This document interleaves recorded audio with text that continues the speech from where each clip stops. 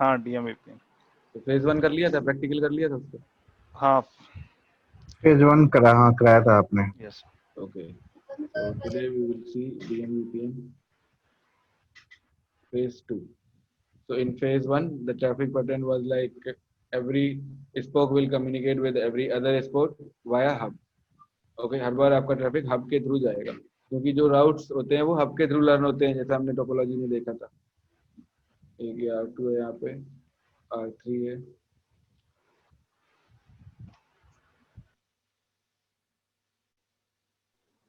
Phone कहाँ रह गया आज? हाँ, पवन सर पता नहीं आज कहाँ रह गए। R4 और you can say R1.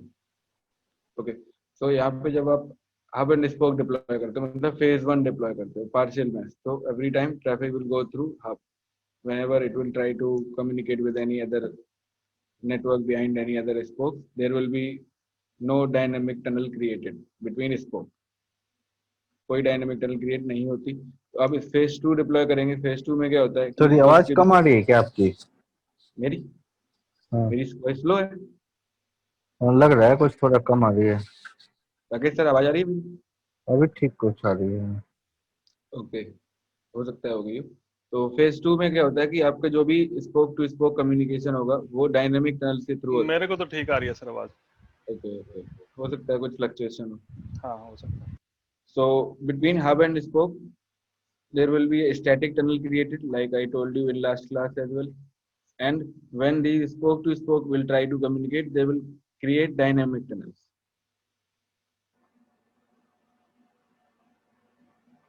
Okay, between R1 and R3, dynamic tunnels will be created. Now from R2 to hub, a static tunnel will be created that will be always up, which is providing the connectivity to hub. And when these spokes will try to communicate with each other, then they will create dynamic tunnels. Clear? So on hub you will run MGRE like phase 1, but on a spoke you will also run MGRE,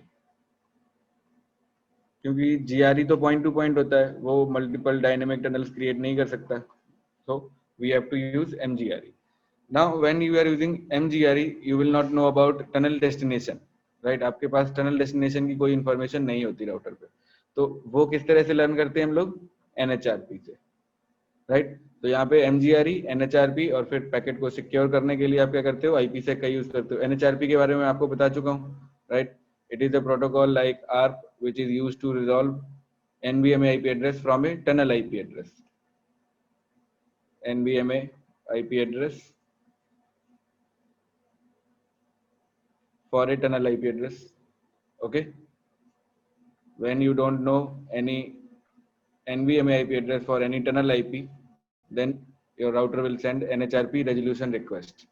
Okay, तो सबसे पहले क्या होता है कि जब भी आपके MGRE टनल के राउटर्स बूट होके आप आते हैं और वो अपने हब को डिटेक्ट करते हैं, हब को डिटेक्ट करते ही वो सबसे पहले हब के ऊपर रजिस्टर करते हैं NHRP प्रोटोकॉल के थ्रू। ठीक है, हब के ऊपर रजिस्टर करेगा तो एक NHRP रजिस्ट्रेशन रिक्वेस्ट जाएगी, जो मैंने आपको लास्ट क्लास में दिखाई थी, registration request.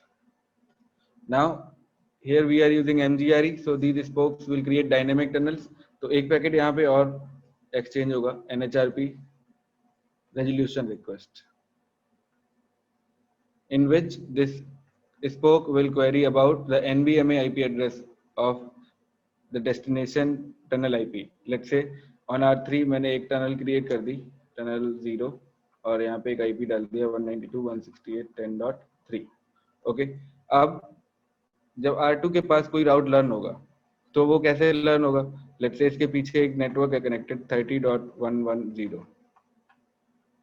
तो जब R2 के पास, अब देखो आपको डायनेमिक कम्युनिकेशन करना है यहाँ पे, मतलब डायनेमिक टनल्स को क्रिएट करना है। तो जो नेटवर्क लर्न हो रहा है आपका, जो फेज 1 में हब के थ्रू लर्न हो रहा था, तो वो जब डायरेक्ट इस स्पोक के थ्रू लर्न होगा तभी तो आप डायनेमिक टनल क्रिएट कर पाओगे, राइट? अगर ये route, let's say in the routing table of R2, अगर ये राउट इस तरह से लर्न होता है एंड इसमें लेट्स से इसका टनल आईपी आ रहा है 192.168.10.10, ये आपके हब का टनल आईपी है, तो ये एज ए नेक्स्ट हॉप आएगा। इसका मतलब ये राउट किसने भेजा है आपके पास? हब ने। But if it is being sent by hub, if it is being forwarded by hub, then this dynamic tunnel can not be create. ये डायनेमिक टनल बन ही नहीं सकती, ओके? क्योंकि ये कहाँ पे पॉइंट कर रहा है? हब, लेकिन हम लोग फेज 2 में क्या चाहते हैं कि हम लोग डायनेमिक टनल्स क्रिएट करेंगे। अब डायनेमिक टनल्स को क्रिएट करने के लिए ये राउट कहाँ से रीचेबल होना चाहिए? डायरेक्ट R3 से 10.3, तभी तो इसके लिए ट्रैफिक R3 के लिए जनरेट करेगा। अब जब R3 के लिए ट्रैफिक जनरेट करेगा तो ये राउट कहाँ से रीचेबल है? 10.3 से, मतलब टनल 0 से रीचेबल है, but this tunnel 0 will be terminated on this next of IP address for this route. अब इस टनल IP के साथ कम्युनिकेट करने के लिए इसको इसका पब्लिक IP पता होना चाहिए, तभी तो कम्युनिकेट कर पाएगा, जो टनल डेस्टिनेशन होता है। If you want to send any GRE packet for any router, you should know about the tunnel IP address and NBMA IP address, then only you can send it, right? तो अब यहाँ से जब packet initiate होगा तो tunnel IP तो आपको पता है, लेकिन इस R2 को NBMA IP एड्रेस नहीं पता होगा R3 का, तो ये टनल को कैसे इनिशिएट करेगा? नहीं कर पाएगा। तो ये क्या जनरेट करेगा? एक NHRP resolution request to find out the NBMA IP address for this particular tunnel IP address. Okay. So this NHRP resolution request will be sent from one spoke to hub. Hub के पास क्या होता है? Hub के पास ये तीनों register करते हैं जाके अपने आप को। मैंने आपको दिखाया था NHRP डेटाबेस में कि इस तरह से रजिस्ट्रेशन होगा 103.1.1.1 और इसके साथ एक टनल कनेक्टेड है जिसका IP एड्रेस है 192.168.10.3। तो इस तरह से ये स्पोक अपने आप को हब पे रजिस्टर करेगा NHRP डेटाबेस में। तो जब भी कोई दूसरा स्पोक रेजोल्यूशन रिक्वेस्ट भेजेगा, hub will check its database and from there it will reply with the NBMA IP address of the destination spoke. Then R2 will initiate the dynamic tunnel towards R3. Okay तो इसके लिए देखो requirement क्या है? Requirement ये है कि सबसे पहले तो आपको MGRE कॉन्फ़िगर करना है, और उसके बाद जो हमने फेज 1 में देखा था कि आपका राउट जो लर्न हो रहा है वो हब से लर्न हो रहा है, so it should not be learn via hub. ये हब से लर्न नहीं होना चाहिए। ये कहाँ से लर्न होना चाहिए? जहाँ से ये ओरिजिनेट हुआ है 10.3 लाइक दिस, तभी आपकी ये डायनेमिक टनल के लिए रिक्वेस्ट इनिशिएट हो सकती है। अदरवाइज इसका नेक्स्ट ऑफ इसका मीनिंग ये है कि जो MGRE है वो स्पोक टू स्पोक बात करेगी। यस बिल्कुल, ये डायनेमिक टनल्स क्रिएट करेगी स्पोक टू स्पोक। तो हब पे कोई ट्रैफिक ही नहीं जाएगी? नहीं, फर्स्ट अब ऐसा होता है, देखो जब आप इनिशियली ट्रैफिक इनिशिएट करोगे, लेट्स से आपने R2 पे लिखा ping 30.1.1.1 which is connected behind R3, ठीक है। अब इस पैकेट के लिए R2 राउट लुकअप करेगा, उसको पता चलेगा ये R3 से रीचेबल है, मतलब इस टनल IP से रीचेबल है। अब इस टनल IP तक GRE का पैकेट फॉरवर्ड करने के लिए इसको NBMA IP एड्रेस पता होना चाहिए ना, ये जो यहाँ पे आपने लेट्स से .1 दे रखा है, तो 103.1.1, ये जब तक इसको ये IP नहीं मालूम है, NBMA IP एड्रेस नहीं पता है, तब तक वो टनल के लिए रिक्वेस्ट इनिशिएट नहीं कर सकता, मतलब वो टनल फॉर्म नहीं कर सकता। ओके तो उस IP एड्रेस को फाइंड आउट करने के लिए यहाँ पे क्या होगा? NHRP रेजोल्यूशन रिक्वेस्ट जाएगी, ठीक है। और जब वो IP रिप्लाई में मिल जाएगा, अब इसका रिप्लाई भी आएगा, NHRP रेजोल्यूशन रिप्लाई बोलते हैं उसको। तो ये जो रिक्वेस्ट गई है ये आपकी सीधे कहाँ पे जाएगी? हब के पास। रिक्वेस्ट कहाँ पे जाएगी? हब के पास, क्योंकि हब क्या होता है? NHS होता है, मैंने आपको कॉन्फ़िगर करके बताया था लास्ट क्लास में, नेक्स्ट ऑफ सर्वर। जो भी आपकी NHRP रिक्वेस्ट है वो हब के पास जाती है। हब वो रिक्वेस्ट भेजेगा R2 के पास और आपको अपने डेटाबेस में से NHRP रिप्लाई जनरेट करके भेज देगा। R2 के पास, सॉरी जो भी R3 है ये R3 के पास भेजेगा, और R3 के पास ये इसलिए भेजता है just to inform that this particular R2 router was asking about your NBMA IP address. तो ये जो पैकेट यहाँ से रेजोल्यूशन रिक्वेस्ट आई है वो सीधे R3 के पास भेज देगा, और हब एक रेजोल्यूशन रिप्लाई भेज देगा। ये क्या है? रिप्लाई स्पोक के पास कि ये है इसका NBMA IP एड्रेस। इस तरह से आपको एक एंट्री दिखाऊंगा मैं, and this is the associated tunnel IP address. Now R2 can initiate the tunnel for this tunnel destination to this tunnel IP address. Okay तो पहला पैकेट जो है आपका वो हब के थ्रू जाएगा, और उसके बाद जो भी कम्युनिकेशन है वो डायरेक्ट हो जाएगा, क्योंकि डायनेमिक टनल फिर क्रिएट हो जाएगी। ओके फ्लो का फर्स्ट पैकेट हब के थ्रू जाएगा। तो जब मैं पहली बार ट्रेस राउट करूंगा तो आपका पैकेट हब के थ्रू जाएगा, और उसके बाद जब ट्रेस राउट करूंगा तो पैकेट डायरेक्ट, मतलब डायरेक्ट कम्युनिकेशन होगा, फिर हब का टनल IP वहां पे शो नहीं करेगा। क्लियर? ठीक है सर। तो इसको बना लेते हैं, कॉन्फ़िगर करते हैं। अब इसमें देखो मैंने आपको ये 2 पैकेट्स नए बताए हैं, ठीक है। ये मैं आपको जनरेट करके दिखाऊंगा कि जब भी आप किसी भी, अब देखो सीधी सी बात है, यहाँ पे फेज 1 में क्या हो रहा था कि आप EIGRP नेबरशिप यहाँ पे हमने फॉर्म कर रखी थी, राइट। EIGRP से आपका जो राउट था वो हब के पास लर्न हो रहा था। हब उन राउट्स को बाकी स्पोक के पास फॉरवर्ड कर रहा था ये जीआरपी से।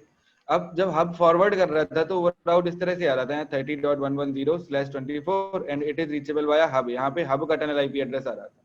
ओके, तभी तो आपका ट्रैफिक हर बार हब से आता था। लेकिन अब जो आएगा, अब हम लोग जो राउट सेंड करेंगे वो 30.110/24 ही आएगा। और कहाँ से आएगा? डायरेक्ट उस राउटर से लर्न होगा, उस स्पोक से लर्न होगा जहां से ये ओरिजिनेट हुआ 10.3। Because of this thing you can initiate dynamic tunnel. अगर ये राउट 10.10 से ही लर्न हो रहा है तो कभी R2 को क्या मतलब R3 से, पता ही नहीं चलेगा, राइट। वो हमेशा पैकेट कहाँ भेजेगा? हब के पास। तो ये फेज 1 होता था। फेज 2 में क्या हो गया? मैंने ये नेक्स्ट हॉप चेंज कर दिया, जो जहां से ओरिजिनेट हुआ है वहीं से पैकेट इनिशिएट होगा। ओके, अब जब आप पैकेट इनिशिएट करोगे 30 नेटवर्क के लिए, तो यहाँ पे राउट लुकअप होगा, इसको पता चलेगा कि ये टनल आईपी से रीचेबल है या फिर ये टनल इंटरफेस से रीचेबल है।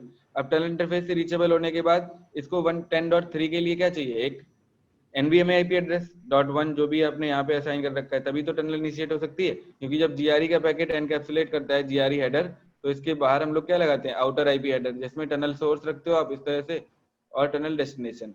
तो इस पैकेट को कंप्लीट करने के लिए हमें एनवीएमए आईपी एड्रेस चाहिए, डेस्टिनेशन टनल आईपी का। तो उसके लिए एनएचआरपी रिक्वेस्ट जनरेट होती है।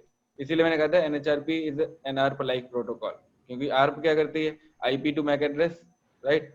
आईपी एड्रेस पता होता है, वो मैक एड्रेस को रिजॉल्व करके लाती है, तब आपका पैकेट कंप्लीट होता है। और यहाँ पे आपको टनल आईपी पता होता है, you know the tunnel IP, and NHRP will give you NVMe IP address.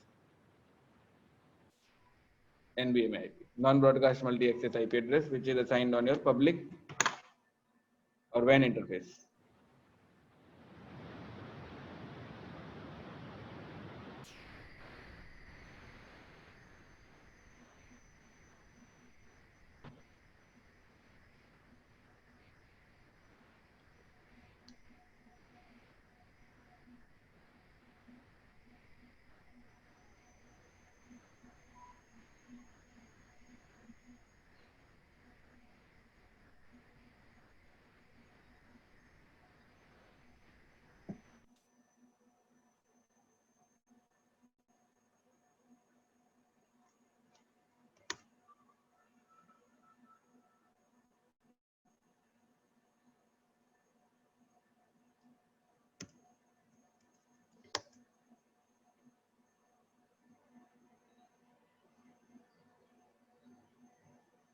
इसको क्या हो गया?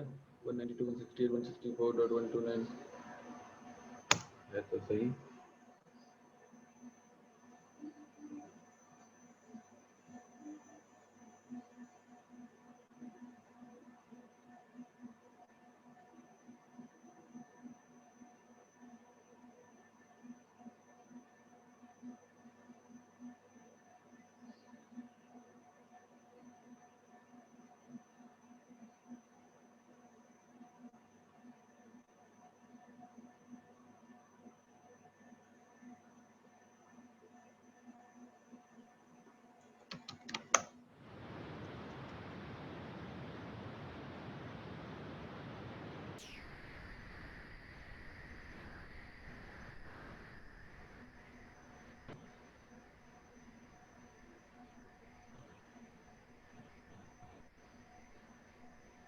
कोई है ही नहीं।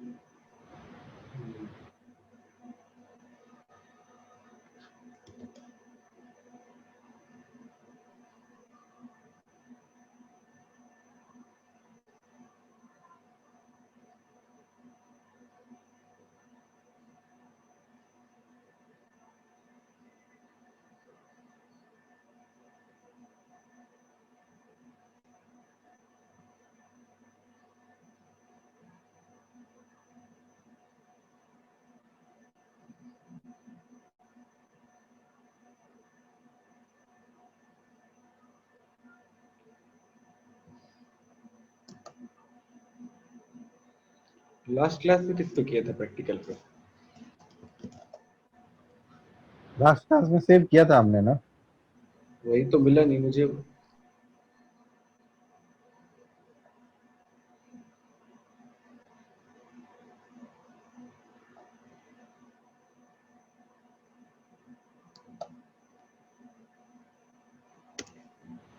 कैसे देखूं एक बार, क्या पता पड़ा हो। क्यों कैसे करना पड़ता है।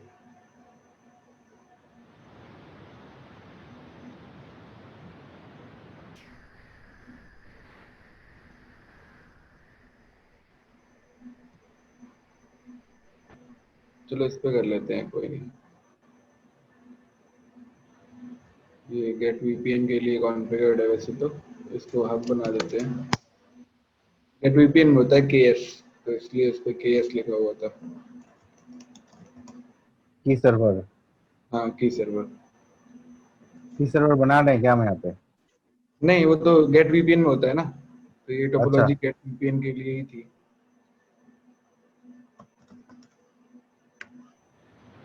इसलिए देखो यहाँ पे मैंने सब प्राइवेट आईपी एड्रेसेस यूज किए थे उसमें।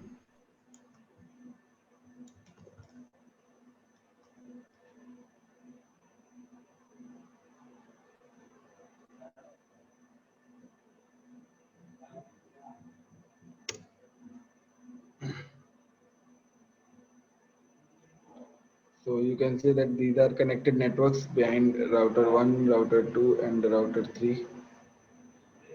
Okay. And we will use a subnet for tunnel IP address 192.168.10.0/24. तो ये टनल पे असाइन कर दूंगा यहाँ पे .1, .4, .3 और यहाँ पे आप .10 दे सकते हो।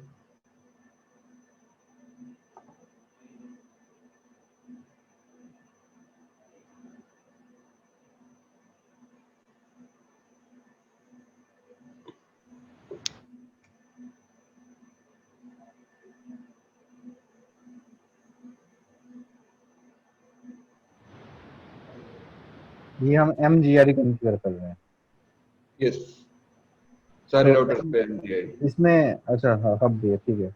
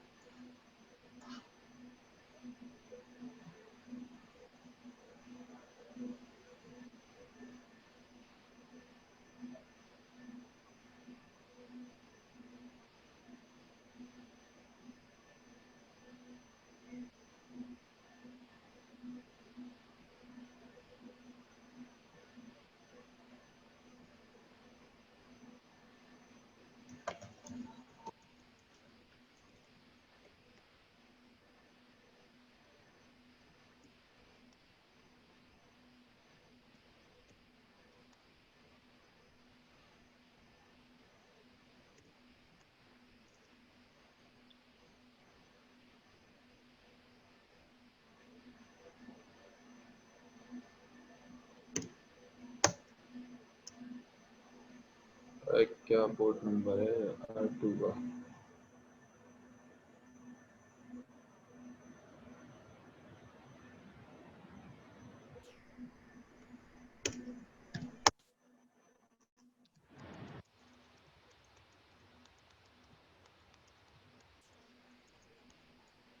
ये सर आपने अभी क्या सेट किया? अभी ये आपने सिक्योर क्या? सीआरटी में सेट किया क्या आपने?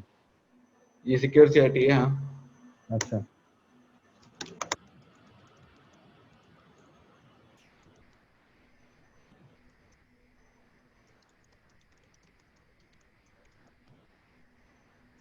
सो इंटरफेस 0x0 राउटर पे आईपी एड्रेसिंग कर लेते हैं पहले। R1 है ये, तो इस पे मैं देता हूँ 101.1.1। ओके, तो DMVPN फेज 2 है ये, ठीक है। और लूप बैक 1 एक बना दिया मैंने यहाँ पे 10.1.1, एक default route towards ISP।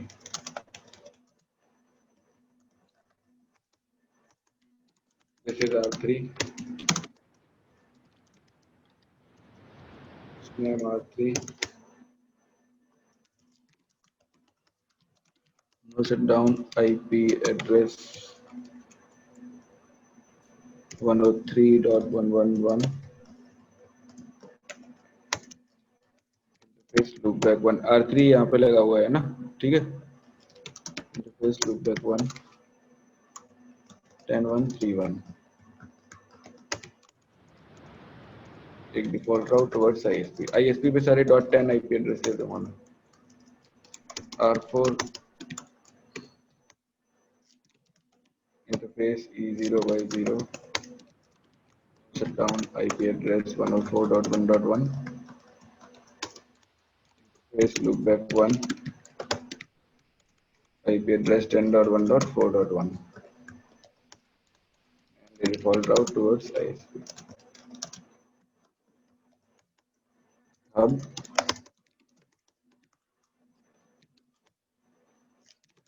interface E0/0 no shutdown. It is connected with ISP 102.1.1.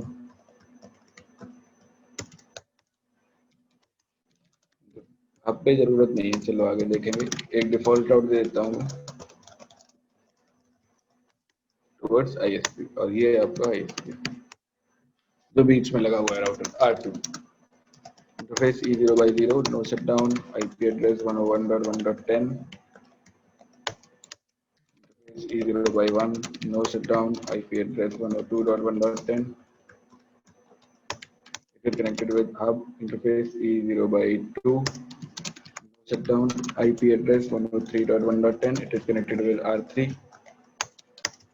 Interface E0/3 no shutdown. It is connected with R4 104.1.10.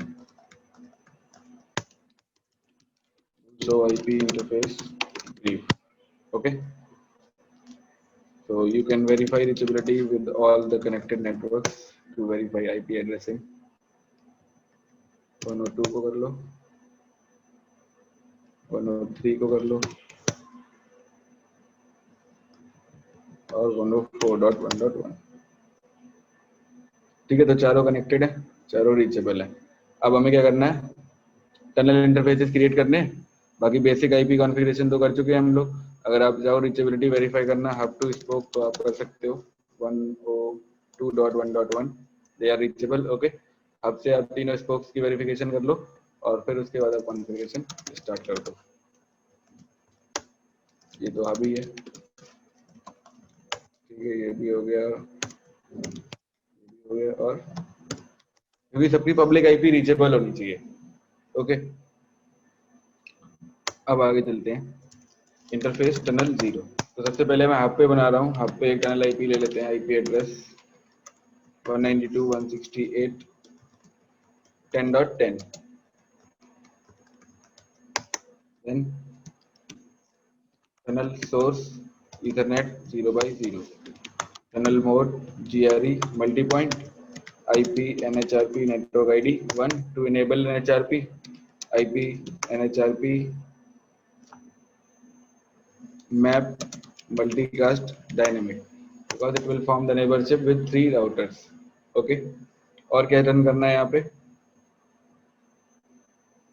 इसमें टनल डेस्टिनेशन डिफाइन नहीं करते हैं ना? यस, MGRE में आप टनल डेस्टिनेशन डिफाइन नहीं करोगे। देखो और अगर आप एनबीएस डिफाइन और एनबीएस आईपी जो हमने डिफाइन किया था वो एस्पोक पे डिफाइन करेंगे। यस, वो स्पोक पे करते हो बिकॉज योर हब एस्पोक पे 192.168.10.10 डिफाइन करेंगे। ये NHS हो जाएगा आपका। Okay okay, show run interface tunnel 0। अभी इस पे और भी कॉन्फ़िगरेशन करेंगे आगे। R1 पे आ जाते हैं। इंटरफेस टनल 0, ये स्पोक 1 है एक तरीके से आपका।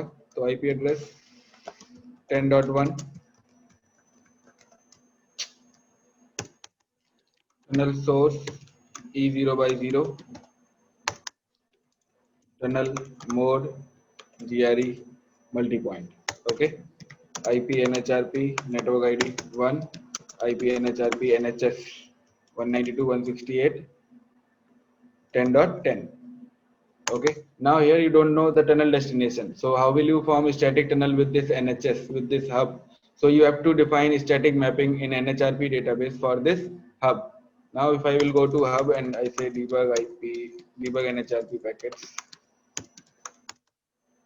so as soon as I will define the mapping, it will register himself on the hub. This spoke 1 or router 1 will register himself on the hub. Map 192.168.10.10. It is reachable via 102.1.1 hub IP address. जाओ, registration हुआ नहीं अभी, छूटता है क्या? Map multicast dynamic tunnel source is defined.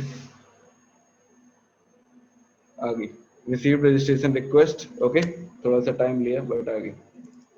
तो इसने देखो आप अपने आप को रजिस्टर कर दिया. R1 का जो टनल आईपी है वो 10.1 है और R1 का जो पब्लिक आईपी है NBM आईपी एड्रेस है वो 101.1.1 है.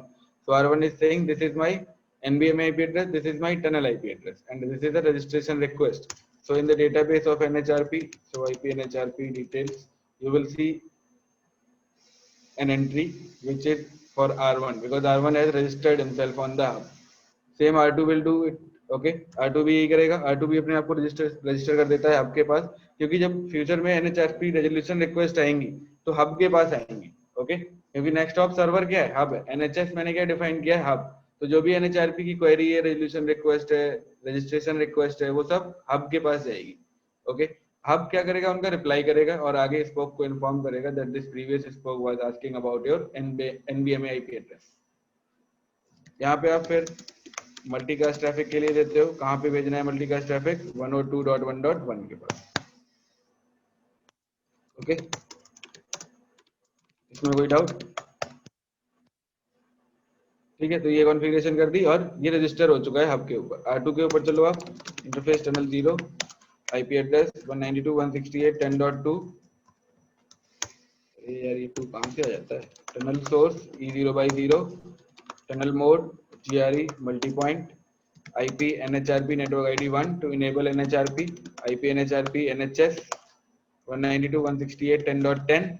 Then map this NHS map with the public IP address of hub 102.1.1 and then IP NHRP map multicast 103.1.1. Sorry, 102.1.1 IP address of hub, NBM IP address of hub. On hub you will get another registration request from R2. This is the tunnel source for okay, ये तो R1 वाली पड़ी है, अभी आई नहीं है.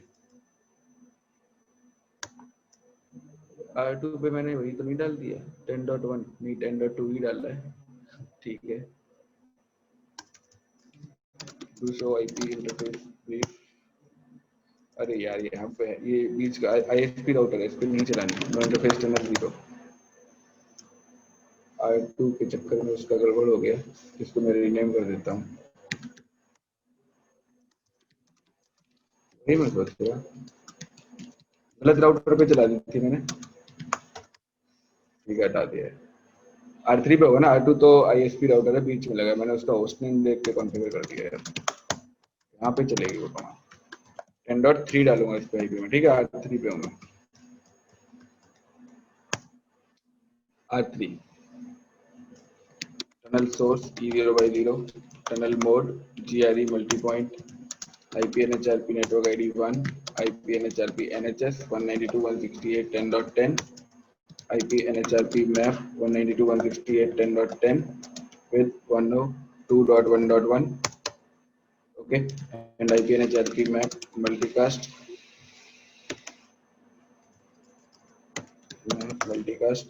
102.1.1. देखो अब आपके पास एक रिक्वेस्ट आ गई. कहाँ से? R3 से. R3 क्या कह रहा है कि ये मेरी टनल आईपी एड्रेस है और ये NBM आईपी एड्रेस है. तो आप डेटाबेस में देखोगे एक और एंट्री मिलेगी आपको. अरे यार ये वाली एंट्री एक एंट्री यहाँ पे डिलीट करनी पड़ेगी मुझे. क्लियर IP NHRP, क्योंकि एक एंट्री वो गलत बन गई है ना यहाँ पे. 10.2 की 192.168.10.2. सो IP NHRP डिटेल. ठीक है, वो R2 मैंने रजिस्टर करवा दिया था, वो नहीं करवाना था ना. तो अब मेरे पास एक एंट्री है R1 के लिए और एक है R3 के लिए. ठीक है, इसमें R3 का tunnel IP address and NBMA IP address दोनों है. NBMA क्या होता है? ये मल्टी एक्सेस सेगमेंट में जो आईपी आपने असाइन कर रखा है. बट ये क्या है? Non broadcast multi access segment है. मतलब आप एक अगर स्विच से कनेक्टेड होते तो वो एक ब्रॉडकास्ट मल्टी एक्सेस सेगमेंट या उसको मल्टी एक्सेस सेगमेंट ही बोलते हैं. यहाँ पे आप राउटर से कनेक्टेड है तो ये नॉन ब्रॉडकास्ट है, ठीक है। अब आप चलो R4 पे, interface tunnel 0, IP address 192.168.10.4, tunnel source, tunnel mode, GRP multi point, IP NHRP network ID 1, IP NHRP NHS 192.168.10.10, IP NHRP map 192.168.10.10 to 102.1.1, IP NHRP map multicast 102.1.1। आपके पास एक और रजिस्ट्रेशन रिक्वेस्ट आ गई। 192 वाली आईपी को हमें ये जेआरपी में एडवर्टाइज करनी होगी हर एक स्पोक राउटर पे। बिल्कुल, हाँ हाँ because it will form the neighbourship with hub, हाँ हाँ हाँ है कि नहीं, ठीक वो है। नेबरशिप फॉर्म करवाएगी। हाँ। तो आपको हमेशा स्पोक की तो अपने स्पोक इंटरनल की तो आईपी को तो इंक्लूड कॉन्फ़िगरेशन करना है राउटिंग प्रोसेस। स्पोक की तो कॉन्फ़िगरेशन सब पे सेम ही चलेगी। यस बिल्कुल, अगर सर ईथरनेट की जगह हम सीरियल इंटरफेस यूज करेंगे तो कोई कन्फिगरेशन में डिफरेंस आएगा? नहीं वहां तो आपका फिर कोई दिक्कत ही नहीं है। अच्छा, यस, ओके। सीरियल इंटरफेस पे आप पब्लिक आईपी डाल दोगे अपना, हाँ वही सेम ही रहेगा ना। कोई प्रॉब्लम नहीं। ओके। ओके, नहीं, मैं एनबीएमए की कंसेप्ट को देख रहा था कि इसका कुछ है क्या नहीं कोई चीज? नहीं, इसीलिए तो ये एनवीएम है, ये नॉन ब्रॉडकास्ट, नॉन ब्रॉडकास्ट है। हाँ। ये पॉइंट टू पॉइंट पे इजीली चलेगा। हम्म, ओके, ओके। अगर आप point two multi point deploy करते हो फिर सीरियल में दिक्कत आ जाएगी, और वो हमें करना ही नहीं है। पहली बात तो स्विच हाँ से वो थोड़ी आप करना। कनेक्ट करोगे जाके, यस यस, है ऑब्वियसली। ना। यस। ओके, तो सारी टनल्स क्रिएटेड है। अब आपको कुछ नहीं, सिर्फ एडवर्टाइजमेंट करना है राउट्स का। तो सबसे पहले आप हब पे चले जाओ और ये ईआरपी को इनेबल कर दो। बिकॉज अगर देखो आप ये टनल आईपी को एडवर्टाइज नहीं करते हो या इसके लिए ईआरपी इनेबल नहीं करोगे तो ये जो टनल से आप डेटा ट्रांसफर करना चाहते हो, राउट्स कैसे आएंगी, है कि नहीं। यस, अगर आपके ऑब्वियसली। राउटर के पास राउट नहीं है तो आप डेटा ट्रांसफर नहीं कर पाओगे, नहीं होगा, और हाँ। राउट्स लर्न होंगे टनल आईपी से। Public yes. आईपी पे आप ईआईजीआरपी को रन करोगे नहीं। Yes sir. ओके, तो आपको टनल आईपी को एडवर्टाइज करना है राउटिंग प्रोसेस में। R1 पे आ जाओ आप, router EIGRP 100, no auto summary, और जो भी आपका इंटरेस्टिंग ट्रैफिक होता है इस टनल में वो भी आप EIGRP आपकी जो भी राउटिंग प्रोटोकॉल है उसी में एडवर्टाइज कर देते हो, so that your route can be exchange. यहाँ देखो नेबरशिप आप आ गई है, और वो भी टनल आईपी के साथ 10.10 हब के साथ। ओके, R3 पे आ जाओ आप, router EIGRP 100, no auto summary, network 192.168.10.0, और जो इसका दूसरा नेटवर्क है 10.1.2.0, सॉरी 3.0 होगा यहाँ पे मेरे अकॉर्डिंग।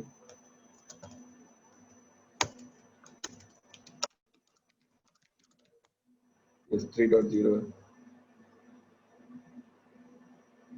पवन जी भी आ गए, शो आईपी EIGRP नेबर्स, तो नेबरशिप आप है यहाँ पे। R4 पे भी आप इसी तरह से EIGRP को एनेबल कर दो। बहुत इजी डिप्लॉयमेंट है इसका, फिर भी अगर आप यही साइड टू साइड VPN से करने बैठोगे तो बहुत टाइम लगेगा और बहुत हेडेक हो जाएगी। यस। और पवन सर कैसे हैं? कौन बढ़िया सर सर, कैसे हैं सर? बढ़िया बढ़िया सर। कौन सर कहाँ चले जाते हो आप? यार वीकेंड पे ना कुछ काम फंस जाता है। अब ससुराल आया हुआ था, अब यहाँ रुक होगा, गया, थोड़ा टाइम लग गया। फिर तो हो ही नहीं पाएगा, सही बात है। अब वो है, वाइफ को छोड़ने आया था। वाइफ को तो आगे फिर चलती नहीं ना। नई नई शादी है तो फिर तो। अब गेट पे छोड़ के, हर बार मैं गेट पे छोड़ के भाग जाता हूँ, तो आज ये था कि भाई आज तो घर में जाना ही पड़ेगा अंदर। कहाँ पे छोड़ते हो, गेटवे पे? गेट पे छोड़ देता हूँ मैं तो, बाहर अच्छा, उनके गेट साइड पे। पे। अच्छा। अगर देखो सामने रहा घर तुम्हारा, चले जाओ। हम सही लोग है अभी ये भैया। DMVPN फेज 2 कर रहे हैं। ओके, तो इसमें अभी नेबरशिप देखो आपकी आ चुकी है। अभी आप देख लो, फिर अगर कोई आप एक बार वीडियो देखना, कोई डाउट हो तो पूछ लेना, डिस्कस कर लेंगे, है श्योर ना। श्योर, मैं वीडियो से कवर करूंगा। अच्छा सर, एक चीज हम इसमें मतलब हमने बना लिया, जैसे इसमें एक कमांड जो हमने मैप की है हब की आईपी प्लस जिस यस पाथ से जा रहा है उस कमांड को हमने मैप किया है, ठीक है। आईपी एनएचआरपी मैप, ठीक है ना, यही किया हमने और तीनों राउटर पे। तो इसमें जो मतलब पैकेट जो फेज 2 और फेज 3 है उसमें क्या हाँ, हो रहा है एग्जैक्टली, मतलब अगर थ्योरेटिकल समझने की कोशिश करें तो। थ्योरेटिकल ऐसे ही समझो आप, जैसे देखो फेज 2 में क्या होता है कि हम्म, आपका राउट लर्न हो रहा है अभी डायरेक्ट स्पोक से, तो आप डायनेमिक टनल क्रिएट कर सकते हो, ये एक ओवरकम है फेज 1 से, है ना। फेज हम्म, 1 में हमारे पास स्टैटिक टनल्स का ही ऑप्शन था, कोई भी हम्म। डायनेमिक टनल का ऑप्शन नहीं था, तो फेज 2 में आप क्या कर सकते हो, डायनेमिक टनल्स क्रिएट कर सकते हो। अच्छा, लेकिन तो मतलब प्रोटोकॉल के थ्रू। प्रोटोकॉल के थ्रू नहीं, अगर आप एमजीआरई यूज नहीं करोगे और ईआईजीआरपी यूज कर रहे हो तब भी टनल क्रिएट नहीं होगी।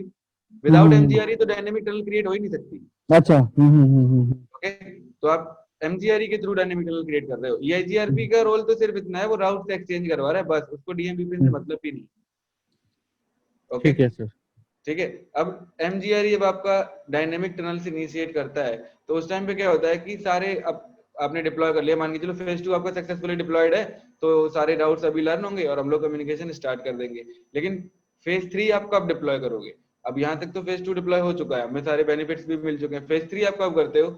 जब आप हब पे इन राउट्स का समराइजेशन कर देते हो। अभी क्या होगा, R1 अपना राउट भेजेगा हब के पास, R2 अपना राउट भेजेगा हब के पास, और R3 भी अपना राउट भेजेगा हब के पास।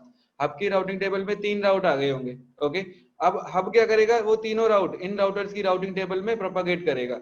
अब लेट्स से आपके थाउजेंड्स ऑफ साइट्स हैं और वहां पे अगर पर साइट एक कनेक्टेड, एक साइट पे दो नेटवर्क्स भी कनेक्टेड है, तो आपके 2000 सबनेट्स हो जाएंगे राउटिंग टेबल में। और जब ये हब राउटर, ये तो मैं फिर भी एक छोटा सा एग्जांपल दे रहा हूँ आपको, रियल टाइम में तो और भी हो जाएंगे, है कि नहीं।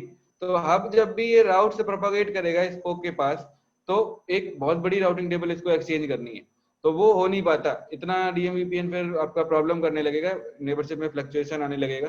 ठीक है, तो आप क्या करते हो, हब के ऊपर समराइजेशन कर देते हो, और जैसे ही आप समराइजेशन करोगे फेज 2 के सारे बेनिफिट्स वहां पे खत्म हो जाएंगे, फिर से आपका डीएमवीपीएन फेज 1 पे चला जाएगा। अगर आप उसी फेज 2 डिप्लॉयमेंट में जो राउट्स आपने लर्न किए हैं उनको आप समराइज करके अगर भेजने लगते हो, आप क्या करते हो, आप अपनी राउटिंग टेबल को मिनिमाइज करना चाहते हो और राउटिंग इंफॉर्मेशन एक्सचेंज को इफिशिएंट बनाना चाहते हो, ये भी तो एक पार्ट है, क्योंकि उससे आपका नेटवर्क कन्वर्जन स्लो हो जाएगा अगर आप इस तरह से करोगे कि थाउजेंड्स ऑफ राउट्स को राउटिंग टेबल के थ्रू एक्सचेंज कर रहे हो, आपका राउटर भी हाई परफॉर्मेंस पे वर्क करेगा, राइट। तो हमें क्या करना होता है, राउट्स को समराइज कर देते हैं हम लोग हब पे। तो जब हब ये राउट्स स्पोक पे सेंड करेगा, तो फिर से वो जो समराइज्ड राउट होगा ईआईजीआरपी का, वो हब के थ्रू रीचेबल होगा। उस पे फिर फेज 2 वाला जो एक कह सकते हो अप्रोच है वो वर्क नहीं करती। क्लियर? तो तो अभी इसका मैं मतलब बताऊंगा। यस, तो इसका मतलब ये कि अगर R1 उस केस में सपोज करो हमने हब पे समराइज कर रखे हैं अपने रूल, यस, तो R1 अगर अप्रोच कर रहा है R4 को, तो that is going through hub then. हाँ बिल्कुल, तो ये डीएमवीपीएन का कंसेप्ट ही फिर फेल हो गया। वही इसीलिए तो फेज 3 हम लोग डिप्लॉय करते हैं। अगर आपने समराइजेशन कर दिया, फिर हाँ आप 3 डिप्लॉय कर दोगे। फेज 3 डिप्लॉय करने से क्या होगा, जो कम्युनिकेशन आपका हब के थ्रू हो रहा था ना, देखो हाँ आपने हाँ, समराइज कर दिया, कम्युनिकेशन हब के थ्रू होने लगा। फेज 2 यस तो चल रहा था लेकिन फिर भी मुझे डायनेमिक टनल्स क्रिएट नहीं हो रही है, तो आपको कुछ तो करना पड़ेगा, तब आप फेज यस 3 डिप्लॉय करोगे। और ओके जैसे ही फेज 3 डिप्लॉय करते हो, आपका डायरेक्ट कम्युनिकेशन स्टार्ट हो जाता है spoke to spoke. Okay okay. Yes, तो that will we will learn that in phase 3 है ना। यस, ओके वहां पे एक पैकेट और बढ़ जाएगा, ट्रैफिक यस इंडिकेशन मैसेज होता है फेज 3 में, वो जनरेट ओके होता है, उसके थ्रू ओके पता चल जाता है सारे स्पोक्स को, वो आगे बताएंगे। ओके ठीक है, तो अभी अगर आप हब पे देखोगे, एनएचआरपी डेटाबेस देख लो सबसे पहले आप, एनएचआरपी डिटेल, 3 मेरे पास एनएचआरपी एंट्रीज हैं और मेरे पास नेबरशिप भी फॉर्म है ईआईजीआरपी की, राउट्स भी लर्न हो रहे हैं, आईपी राउट ईआईजीआरपी। बट ये देखो 2 राउट आ रहे हैं, तीसरा राउट कहाँ चला गया? इस पे देखते हैं क्या आईपी कॉन्फ़िगर्ड है, 10130, R4 पे एडवर्टाइज नहीं किया मैंने, 10140 है यहाँ पे, राउटर ईआईजीआरपी 100 नो, और ये जो मैंने R4 पे 10130 किया है ये 10140 होगा। ठीक है, अब हब के पास देखोगे तो तीनों राउट्स आ रहे हैं 1, 3 और 4, ये R1 से आ रहा है, ये R3 से आ रहा है और ये R4 से आ रहा है। तो यस अब ये तीनों राउट्स आपको स्पोक के पास प्रोपोगेट करवाने पड़ेंगे, because of IP split horizontal rule, spoke is not receiving any route in the routing table via hub. इसके पास कोई राउट नहीं आ रहा होगा ईआईजीआरपी के थ्रू। ठीक है, इस स्पोक के पास भी कोई राउट नहीं आ रहा होगा because of split horizontal rule. तो आप क्या करोगे, हब पे जाओगे और टनल पे सबसे पहले तो स्प्लिट हॉरिजॉन को डिसेबल करोगे। No IP split version EIGRP 100 hub पे डिसेबल हो गया। R1 की राउटिंग टेबल में दो राउट आ गए जो 3 और 4 से लर्न हुए, ओके। यस यस R3 की राउटिंग टेबल में दो राउट आ गए जो R1 और R3 से लर्न हुए, सॉरी R1 और R4 से लर्न हुए, और R4 के पास भी दो राउट्स आ गए होंगे जो R1 और R3 से आए, यस ओके। अब देखो राउट्स आ गए, लेकिन ये राउट्स अभी रीचेबल कहाँ से है? 10.10। तो सिचुएशन तो वही रही, ये आपका राउट 10.10 से रीचेबल है, मतलब हब से रीचेबल है, राइट।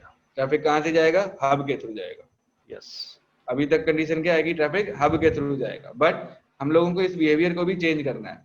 हमें क्या करना है? यहाँ से ये नेक्स्ट ऑफ आईपी एड्रेस को चेंज कर देना है। अभी हब का नेक्स्ट ऑफ आईपी एड्रेस आ रहा है, हमें चाहिए किसका? जो रियल स्पोक है, जिससे ये राउट ओरिजिनेट हुआ है, ओके, उसका मुझे क्या चाहिए? IP address. तो देखो EIGRP में एक क्या कहते हैं बिहेवियर होता है, whenever EIGRP router will forward the route, it will include its IP address as the next hop address for that particular destination network। इस डेस्टिनेशन के लिए नेक्स्ट हॉप एड्रेस किसको बना दिया आपने? अपने आईपी एड्रेस को, अपने टनल आईपी को। तो इस बिहेवियर को चेंज करने के लिए आप टनल पे जाओगे, एक कमांड और चला दोगे यहाँ पे, no IP next hop self EIGRP 100 means don't change the next hop, means don't change your own IP address as the next hop IP address। अब अगर आप राउटिंग टेबल चेक करोगे, ये राउट कहाँ से लर्न हो रहे हैं? 10.3 से और 10.4 से, ओके। R3 पे भी चेक कर सकते हो। और पहले कहाँ से आ रहे थे? 10.10 10.10। अब कहाँ से आ रहे हैं? 10.1 और 10.4 से। जो रियल इनका ओरिजिनेटर राउटर है, उसी का IP address as a next hop IP address आ रहा है।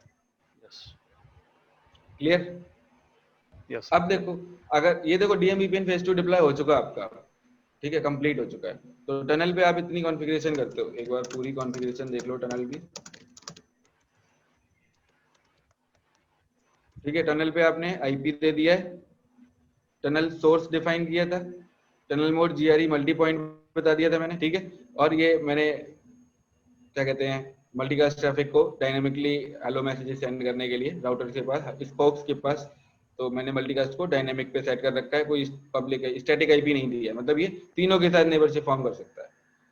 और स्प्लिट जोन डिसेबल्ड है, next of self feature disabled है, और NHRP को तो एक्टिव किया ही था मैंने, ठीक है। तो इतनी कॉन्फ़िगरेशन आपको हब राउटर पे रखनी है। और स्पोक पे आप क्या करोगे? Do show run interface tunnel 0, tunnel IP, tunnel source, tunnel mode GRE multi point, then next of server IP address.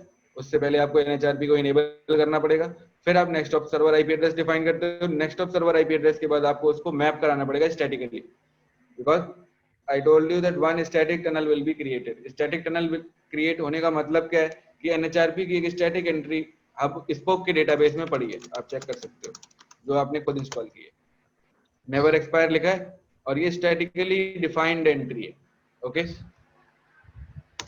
Same R3 पे भी मिल जाएगी आपको, do show IP NHRP detail, यहाँ भी एक एंट्री पड़ी हुई है, do show IP NHRP detail, यहाँ भी एक एंट्री पड़ी हुई है। और हब के पास NHRP डेटाबेस में आपके पास 3 एंट्रीज पड़ी होंगी जो यूनिकली रजिस्टर्ड है,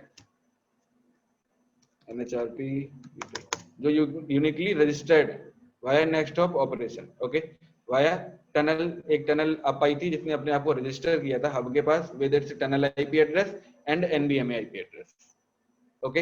अब अगर आपको रीचेबिलिटी वेरीफाई करनी है, let's say you want to ping 10.1.3.1 from 10.1.1, तो आप क्या करोगे? यहाँ पे पिंग टाइप करोगे, डेस्टिनेशन आईपी रखोगे 10.1.3.1, राउटर आपका राउटिंग लुकअप करेगा, राउटिंग टेबल लुकअप,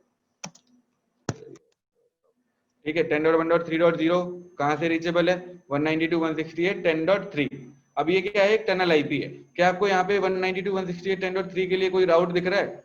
कुछ भी नहीं है, राइट। अब ये राउटर क्या करेगा? NHRP डेटाबेस लुकअप करेगा, do show IP NHRP detail.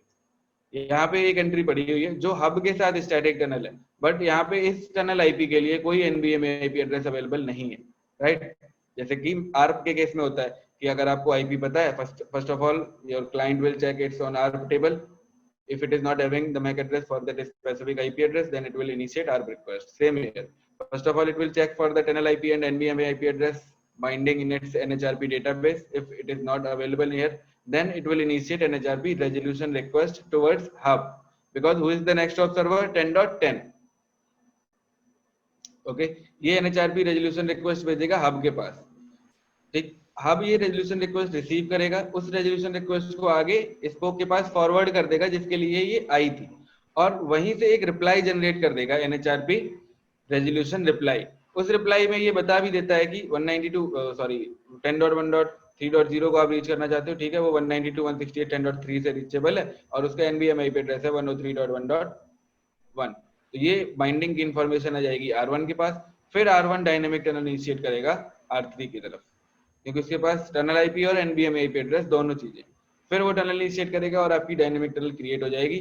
तो फर्स्ट पैकेट आपका हब के थ्रू जाता है, ठीक है। ट्रेस राउट में आपको हब भी शो होगा, बिकॉज फर्स्ट पैकेट जब NHRP रेजोल्यूशन रिक्वेस्ट जाएगी तो वो हब के पास जाएगी। अब देखो फर्स्ट पैकेट तो आपका होल्ड हो जाना है, जैसे आपके केस में फर्स्ट पैकेट होल्ड हो जाता था ICMP का, अगर मैं एग्जांपल लेता हूँ ICMP का, तो फर्स्ट पैकेट होल्ड हो जाता था, टाइम आउट 2 सेकंड के बाद वो टाइम आउट हो जाता था। सेम यहाँ पे होगा, फर्स्ट पैकेट तो होल्ड रहेगा, NHRP का पैकेट जाता है, तो इसलिए मैं कह रहा हूँ कि फर्स्ट पैकेट हब से जाएगा। एक्चुअल ICMP का तो कोई पैकेट हब से जा ही नहीं रहा है, ओके। बट फेज 2 में यही होता है कि आपका पहला पैकेट हब से जा रहा है, क्योंकि इसने NHRP रेजोल्यूशन रिक्वेस्ट भेजी है, फिर हब ने वो रिक्वेस्ट डेस्टिनेशन स्पोक जो है उसके पास फॉरवर्ड किया और वहीं से एक रिप्लाई जनरेट करके बता दिया कि इस पर्टिकुलर स्पोक का टनल IP 192.168.10.3 था, उसके लिए NVMe IP एड्रेस है 101.1.1। और ये डेटाबेस कहाँ पे, हब में, जो NHRP डेटाबेस ये बनना पड़ा है रजिस्ट्रेशन के बाद।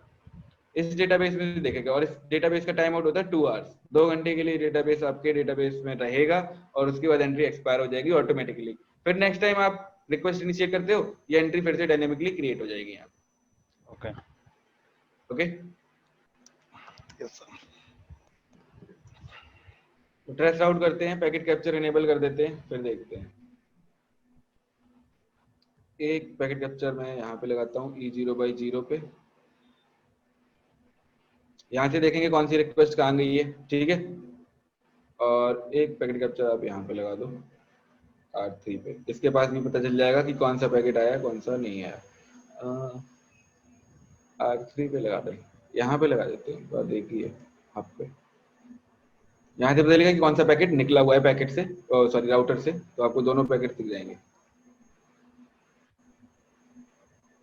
नहीं करना, हेलो मैसेजेस आ रहे हैं ये JFP के, तो पिंग करूंगा मैं ट्रेस राउट, आपको एक बार NHRP डेटाबेस क्लियर करके दिखा दूंगा, नहीं तो यहाँ UDP के पैकेट्स और आ जाएंगे फालतू में और कंफ्यूजन बढ़ जाएगा, है कि नहीं।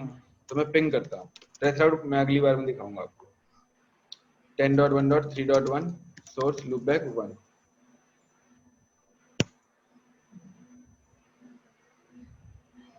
कहीं कुछ आया।